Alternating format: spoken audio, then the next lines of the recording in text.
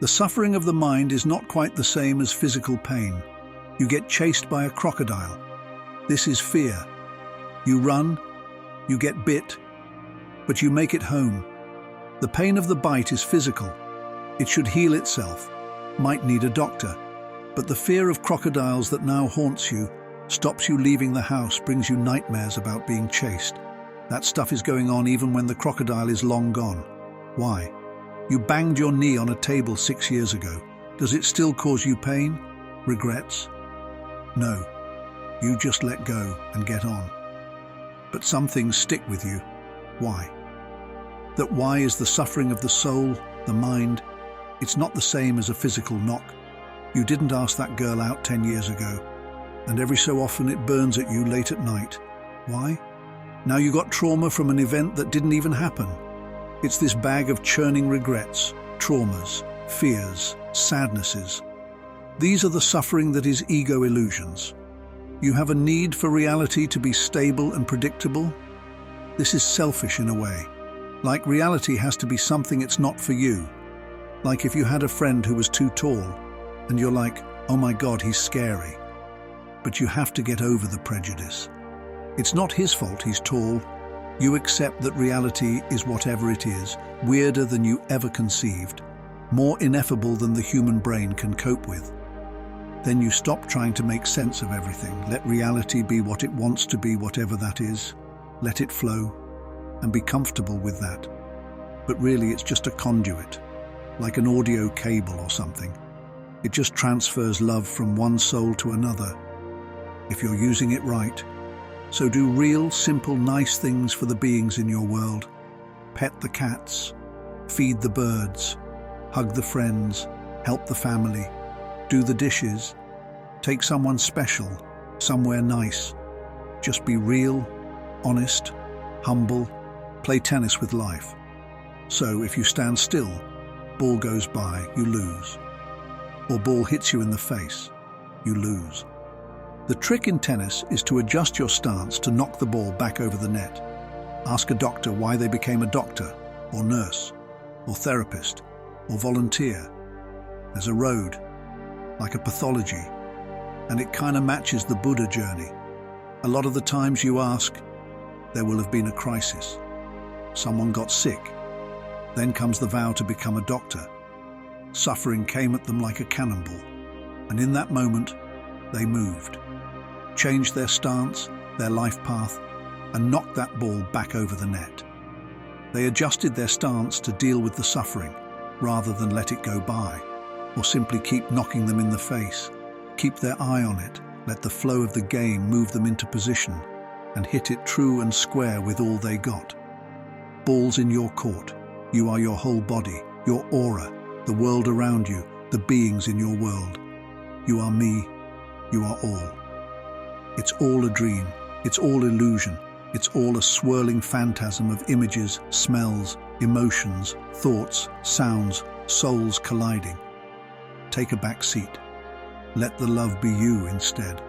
Let it drive your body along the road of life. Be the passenger. Experience it for yourself and share your story. A bunch of blind men who had all heard of an elephant wanted to know what one was. So they asked a passing elephant guy to get a feel and find out. So they all went up, got the experience, and sat down. An elephant is like a wall, says one. Nah, an elephant is like a fat snake, says another. What are you talking about? An elephant is like a smelly rope, a floppy sheet of leather. So many conflicts. Who was right? Philosophers, seers, shaman, monks, mystics, priests, cosmologists, neurologists, psychologists, all just blind men groping their own tiny bit of the whole. Is it all just meaningless, wobbling, random particles? Is it all the dream of a mad god? Is it you? Is it me? Simulation? Illusion? An egg for a new god, of which we are merely neurons? It's everything and nothing. It's like that old picture. Two faces or a vase. The picture has both, depending on how you look at it. If you go, no, it's just a vase, or no, it's two faces, you're wrong. It's cleverly designed to be both. Surrender ego. See what's left. You won't make any sense out of it. It's nuts, too big. So let go of making sense and let it flow. Be part of it. Be used by it. Experience it. The world is not a horrible place. It is in fact the perfect game for you to play. It has tough challenges, tragedies, pain and suffering. But nobody would buy a Mario game that was just walk, walk, walk, win. No satisfaction in that. And when you click to playing the game of love and kindness and ignoring all else, you'll start having fun. It's not that you don't get sad or anxious or agitated with churning energy anymore, so much as all that is not the real you. It is part of the game. Weather. Let the madness flow. See through the illusion. Let your bipolar personality die as the love monster personality takes over. Meditation, prayer, breathwork, dance. It won't stop the fragmenting of your sanity, but it will help you not panic when it happens.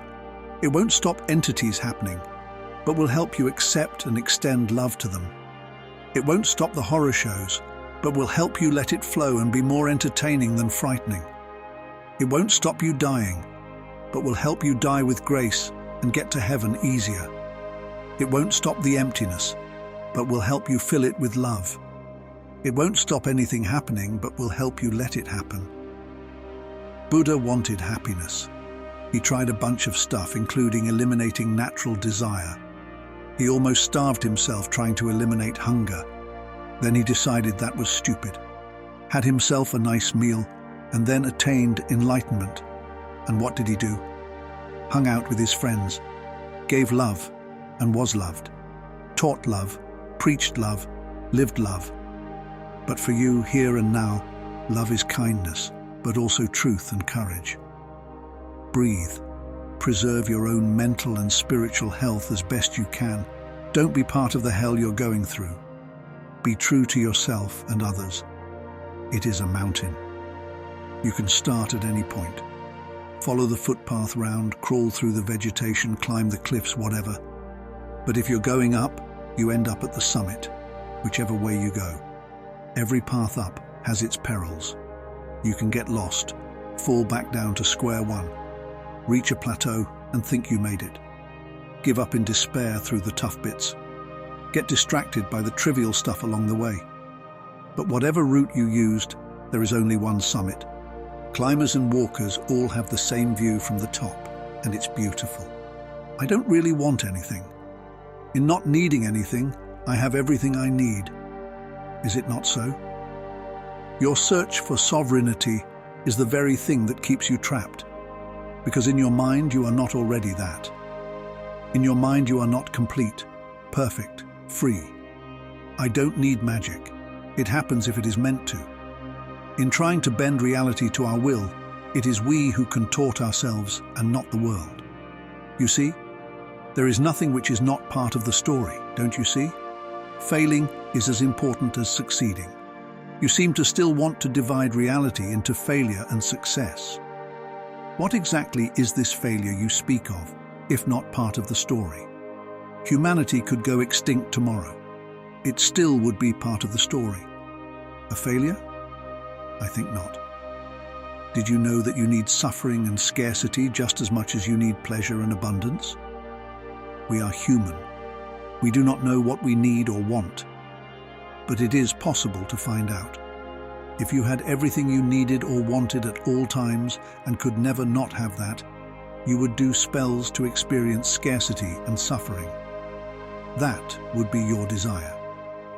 As it turns out, this universe is a perfect balance, and we oscillate between the opposites, like the temperature oscillates between hot and cold. It's true that we can't have good without bad, but many people struggle to grasp this concept because they tend to think in terms of their personal existence rather than the broader spectrum of all existence. In the realm of consciousness, good and bad are interdependent. One defines the other. However, in individual lives, it's possible to experience good without directly encountering bad. The mere presence of bad in the larger context of existence is sufficient to uphold the balance. Therefore, people might not recognize the necessity of bad, because it doesn't always have to manifest in their personal experiences for them to appreciate or experience good. When the good and the bad do battle on a battlefield, you are neither of them. You are the field upon which the battle rages, simply a witness to the drama. Can the devil tempt the ground upon which he stands? Does the ground need salvation? The ground upon which the battle rages is God, impersonal and formless. It simply watches and witnesses. It is beyond judgment, and it is beyond temptation. Yet it is the root and cause of both judgment and temptation. Suffering and joy are both states of mind. They are colors on a spectrum, notes in a melody. A single color makes for a poor painting. A single note, a boring song. The beauty of each is only perceived in contrast to that which it is not. Beauty comes from all things, was a quote from a Netflix series, and it is on point. If you remove suffering, you remove also the joy. It becomes tasteless, bland. I did not arrive at this understanding easily, but the result is that this moment, whatever it may contain, is seen as perfect. I simply have to avoid becoming emotionally numb if I want to live life to its fullest. Reality can be seen as a song, can it not? Sound vibrates. Reality too vibrates.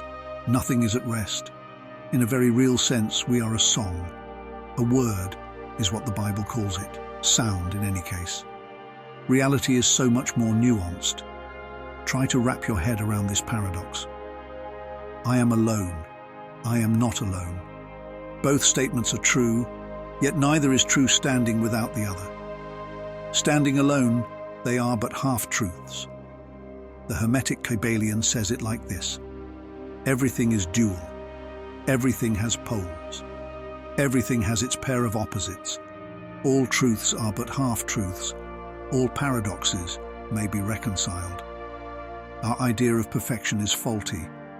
We think of it only as the beautiful, the honest, but we fail to recognize that the positive is defined by the negative, and that only the negative and positive together would constitute perfection. So embrace your flaws. They serve a purpose, and they are beautiful in their own right, because they bring the beautiful into focus. Enlightenment is a label. You can't be enlightened, because as soon as you say it, you aren't it, because you have attached a belief to what you are. Enlightenment is the shedding of labels, concepts, and ideas to clearly perceive what actually is going on in this moment. To exist without any mental baggage from the past. To be as you are rather than as you believe yourself to be. It is the ego that wants to be enlightened. It wants to add to itself. Enlightenment is the opposite, the removing of concepts and ideas about oneself until nothing remains, not even enlightenment. I take this searching for nirvana, liberation stuff with a huge grain of salt. It seems to me better to realize that you already have it. It seems to me better to make peace with what is. That acceptance, it seems to me, is rather peaceful and tranquil. Someone running from themselves is never at rest. How stressful. And hey, if you find the way out, what will that be like? Have you asked this question? What will it look like? Boring, it seems to me. Rather boring. Eternal bliss, you say? Yea. No matter how blissful it is, it will become baseline after some time without any suffering. And my God, how bored you'll be. Blissed out and bored to death by it. There can be no bliss without it being contrasted by suffering. So what happens when you remove that which gives bliss meaning? It becomes meaningless, naturally. The point of the search was always to end the searching, was it not? Let go of the attachment, which the search is. Try for once to say, I don't care if I have the answer, and mean it. Say, I don't know, and I'm fine with not knowing once in a while. If you do, perhaps the truth can reveal itself to you, in a sunset, in the wind on your face, in the look a loved one gives you, as you are fully with them rather than in some fantasy world your mind has built, your own castle of thought. Thought itself is the problem. Freedom, I've found, is in accepting that your life is determined, that it is unfolding exactly as it should, and that you can do no wrong. Similarly, in accepting that the world around you is unfolding exactly as it should. What then is there to be afraid of? You are free to do anything and be anything fearlessly. The more one accepts determination as the hard rule of life, the more personal freedom, free will, one experiences, and the more our lives can become what we want it to become, unhindered. One is free to blossom into what one was always meant to be. It is paradoxical, but it seems to me to be true. Free will and determinism is intricately linked, so much so that they are one and the same. Most people only think they are free while being bound on hands and feet by social conventions and expectations, and are too fearful to challenge it.